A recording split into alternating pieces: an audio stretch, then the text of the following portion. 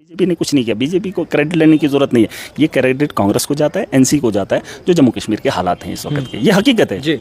और ये मैं कोई ऐसे नहीं बोल रहा हूँ। आप जब जम्मू कश्मीर के इतिहास को पढ़ेंगे, इस देश के इतिहास को पढ़ेंगे, तो आपके सामने ये दो लोग सामने दिखेंगे। और आज अगर इस हालत का जिम्मेदार है तो किसी और को मैं नहीं ठहराऊंगा इसके लिए। अगर ठीक है आपने क्या किया, गलतियां हुई हैं, मैं मानता हूँ, लेकिन आज आपके पास ताकत है, आप चिट्ठियों से नहीं ताकत से लड़िए। हम दिल्ली के अंदर थे, मैं जिस पार्टी के साथ हूँ और जिस पार्टी ने मुझे जम्मू कश्मीर का अध्यक्ष बनाया है, वो केजरीवाल जो सियासत को दूर दूर तक नहीं जानता था, लेकिन उस केजरीवाल ने मोदी के होते हुए, मोदी जैसे तानाशाह देश के अंदर माना जाता है, दुनिया के अंदर कहा जाता है, जैसे हम भी मानते हैं जो अपोजिशन के लोग हैं, या देश के अंदर जो माहौल है उससे तो साफ जाहिर है, लेकिन उसके होते हुए दिल्ली के अंदर हमने बेहतर स्कूल बनाए। इनको बता दो स्कूल बनाइए, आज तक क्यों नहीं बनाए? आज इन्होंने स्कूलों के अंदर जाने से रोका है। हमने मैं एज ए पार्टी का प्रेसिडेंट आम आदमी का, हमने एक प्रोग्राम चलाया पूरे देश के अंदर कि हम गवर्नमेंट स्कूलों का हुलिया देखें, जायजा लेंगे, लेकिन इन्होंने ऑर्डर निकाल दिए कि कोई भी पॉलिटिकल पार्टी स्कूलों के अंदर नहीं जाएगी। क्यों नहीं जाएगी? अरे अपनी नाकामी छुपाने के लिए तुम ऑर्डर निकालोगे। और इनको बता दो सरकार के लोगों को, आप जिसका ढिंडोरा पीट रहे हैं, कम से कम स्कूल तो बना लेने थे। आज तक अगर इनने स्कूल बेहतर बनाए होते, हॉस्टल बेहतर बनाए होते, तो ये लड़ाई हम लड़ते। अरे हम तो अभी स्कूल की लड़ाई लड़ रहे हैं, बिजली की लड़ाई लड़ रहे हैं, पानी की लड़ाई लड़ रहे हैं, और तुम हमें। और ये एनसी के लोग क्या है पता है आपको? क्या? ये बड़े बड़े, इनको ये मुद्दे नहीं चाहिए जी। कौन से?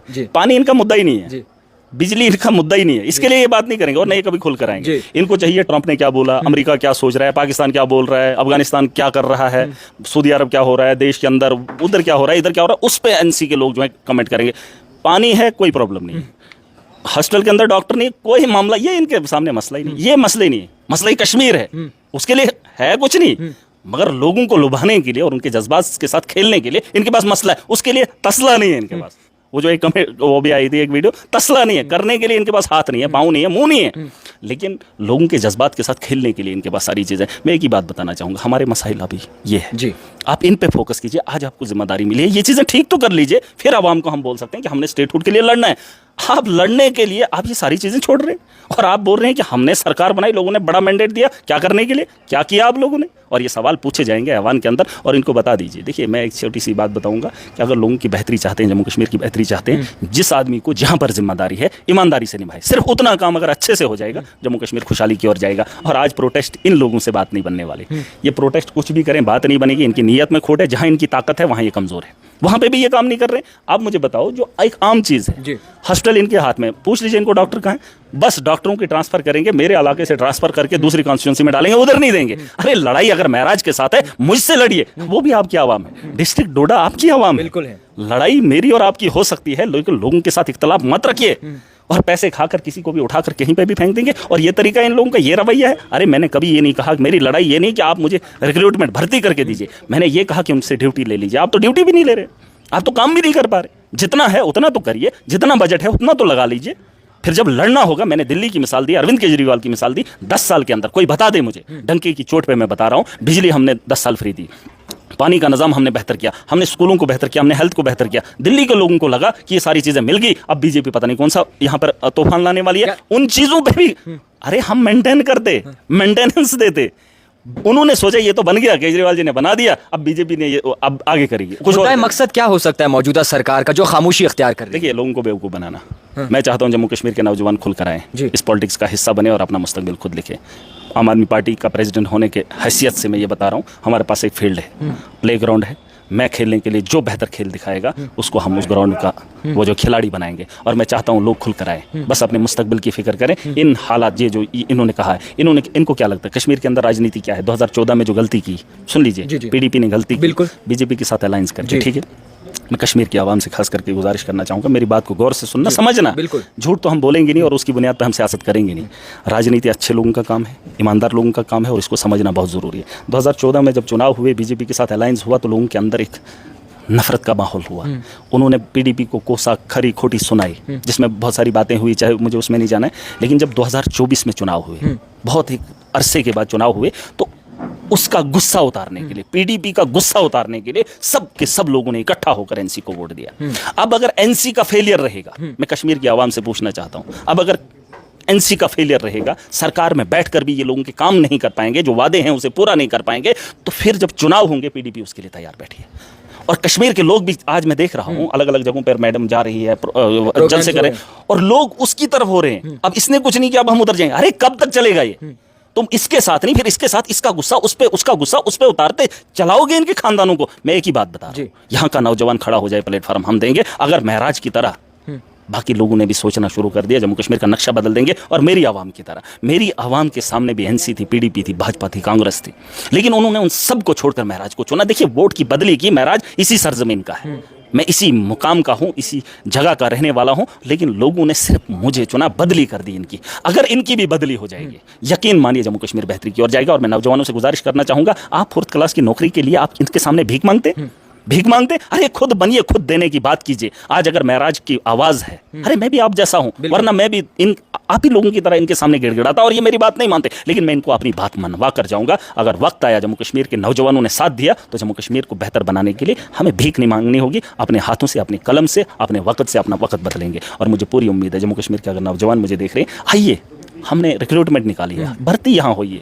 जो पढ़ा लिखा तबका है खुल कर आइए। हमारी एक कमेटी बनने जा रही है, अलग अलग डिस्ट्रिक्ट्स में जा रही है, हम कुछ लोगों को जिम्मेदारियां भी दे रहे हैं। मैं चाहता हूँ जिससे काम करने का शौक है और जम्मू कश्मीर को बेहतर करना है, लोगों को बेहतर ज़िंदगी की ख्वाहिश देने की ख्वाहिश करता है, तो उसके लिए हम मौका देंगे। और मैं चाहता हूँ, पैसा है कोई प्रॉब्लम नहीं है, कोई प्रॉब्लम हमें नहीं चाहिए। हम आए हैं लोगों की बेहतरी के लिए, लोगों को तय करना है कि हमने अपना मुस्तकबिल, अपना वोट किसको। असेंबली में हमने देखा जब आपके साथ हाथापाई की गई बीजेपी की तरफ से, आप वाहिद अकेले खड़े थे, नेशनल कॉन्फ्रेंस वाले सामने आए उन लोगों का सामना करने के लिए। देखिए ऐसा नहीं है, वो एक अलग मामला है, वो कोई इतना बड़ा इशू नहीं। वो लोग मुझसे लड़े, मैं उनसे लड़ूँ, ये हमारा पेशा है। देखिए उन लोगों को मेरी बात अच्छी नहीं लग सकती, ठीक है, लेकिन लोगों के मामले में कंप्रोमाइज़ नहीं। कौन मेरे साथ खड़ा होता है मुझे कोई फ़र्क नहीं पड़ता। जैसे कल अभी मैं देख रहा था, कल पंजाब के कुछ MLAs आए थे, अपनापन फील हो रहा था पॉलिटिकली कुछ लोग इलेक्टेड थे। अब जम्मू कश्मीर में मैं अकेला इलेक्टेड हूँ आम आदमी पार्टी का, लेकिन इस सरजमीन पे वो लोग आए, पंजाब के लोग, वो हमारी वहाँ सरकार है, तो मुझे काफ़ी अच्छा लगा, जिसका मैंने पोस्ट भी किया था कि पॉलिटिकली जो लोग इलेक्टेड हैं उसमें महराज यहाँ पर अकेला था, उस सोच से, उस नज़रिए से।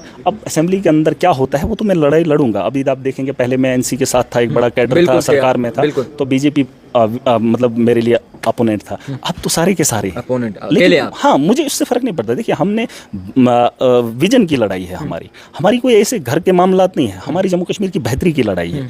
मैं आवाम का पक्ष रखूंगा, वो भी शायद वो भी कोशिश करते हैं, लेकिन उनका तरीका अलग हो सकता है, हमारा अलग है। और अगर जम्मू कश्मीर की बेहतरी के लिए मैं अकेला भी लड़ूं तो मुझे कोई परवाह नहीं है। और ऐसी बात नहीं है इन लोगों से डरना, ये वो ऐसा नहीं है। मैं लोगों का चुना हुआ हूँ, जिस तर्ज पे ये लोग आए उसी तर्ज पे हम भी आए, वोट लेकर आए, लोगों की ताकत लेकर आए, और उस ताकत के साथ खिलवाड़ नहीं होना चाहिए। लाखों लोग मेरे साथ हैं और मैं उम्मीद करता हूँ कि इनको भी समझ आ जानी चाहिए, जम्मू कश्मीर के लोगों के साथ जो वादा है उस पर खड़ा उतरना। एक आखिरी सवाल मेरा रहेगा, अमेरिका की तरफ से टैरिफ बढ़ाया गया है, मोदी जी के सबसे अच्छे दोस्त डोनाल्ड ट्रंप ने जो है झटका दिया है हिंदुस्तान मुल्क को, पाकिस्तान के साथ जो है उन्होंने नज़दीकियाँ अख्तियार की हैं, कैसे देखें? क्योंकि सबसे बड़ा मुद्दा है और आपका पॉइंट ऑफ व्यू जानना बहुत ज़रूरी है। ये एक बड़ा खेल है, इस खेल में ना जाइए तो बेहतर है, क्योंकि अगर आप देखेंगे इस वक्त अमेरिका बड़ा चतुर है जी, वो उन ताकतों को अपने साथ ले रहा है ताकि दुनिया में अपना दबदबा कायम रखे। उसमें पाकिस्तान उसकी दलाली कर रहा है, ठीक है। अभी फ़लस्तीन के अंदर कत्लो-गारत हो रही है, पाकिस्तान खामोश है। गाज़ा में कब्ज़ा करने की फिराक में इजराइल है और तैयारियों में है। एक ट्वीट करने में पाकिस्तान जो है वहाँ के लोगों को खुश कर रहा है, मुसलमानों की बात कर रहा है। आप पाकिस्तान को नहीं समझेंगे, क्योंकि पाकिस्तान एक ऐसा मुल्क है जो गिरगिट है, किसी भी वक्त अपने मफाद के लिए कहीं भी जा सकता है। पाकिस्तान को खुश करने के लिए सारी साजिशें हुई हैं। हमारे देश के अंदर देखिए, अगर आप देखेंगे टैरिफ की बात करेंगे तो पाकिस्तान का कौन सा बिजनेस, पाकिस्तान के साथ कौन सा बिजनेस अमेरिका कर सकता है? अरे वहाँ पे वो पॉपुलेशन नहीं है, बिजनेस वहाँ होता है जहाँ पे लोग होते हैं। अरे हमारे देश के अंदर सबसे बड़ा बिजनेस होना चाहिए था, और अमेरिका ने ये सिर्फ पाकिस्तान को खुश करने के लिए, क्योंकि कुछ चीज़ों पे उन्होंने कंप्रोमाइज़ किया है। अगर आप देखेंगे, जैसे मैंने कहा था, पाकिस्तान के हालात सब जानते हैं, सब जानते हैं। वहाँ पर जो है डेमोक्रेसी नहीं है, और उस डेमोक्रेसी, वहाँ का डेमोक्रेसी नहीं है, उसका कंट्रोल अमेरिका के हाथ में, और वो अमेरिका के इशारों पे चलता है। और मैं खुश हूँ कि हमारा मुल्क एक विशाल मुल्क है।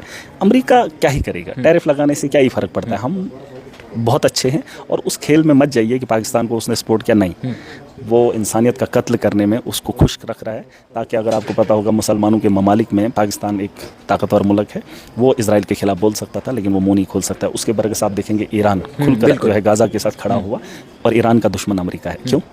क्योंकि वो इजराइल के खिलाफ है ना, बिल्कुल, वो गाज़ा के मासूमों के साथ है। अगर मामला पाकिस्तान गाज़ा के लोगों के साथ होता, इजराइल के खिलाफ, अमेरिका के खिलाफ नहीं, तो यकीनन भारत के साथ अमेरिका होता। हमें नहीं चाहिए, हमें ना किसी मुल्क की ज़रूरत नहीं है। लेकिन मैं फिर भी कह रहा हूँ कि ये जो है ना एक दूसरे का सहारा लेने की कोशिश कर रहे हैं, और ये खेल बड़ा निराला है, इस खेल में मत जाइए और इसके बारे में हमको नहीं सोचना। ये बड़े लेवल की बातें हैं, बड़े बड़े मुल्कों की बातें हैं, बड़े बड़े पॉलिटिशियन का इसमें जो है भाग होता है। हम जम्मू कश्मीर की बेहतरी और एक आम आदमी की ज़िंदगी के बारे में अगर सोचें तो बेहतर होगा। अभी हम उन हालात से नहीं निकले हैं, बड़े बड़े लेवल पर जब बात करते हैं, और यही तो मैंने कहा कि एनसी का मुद्दा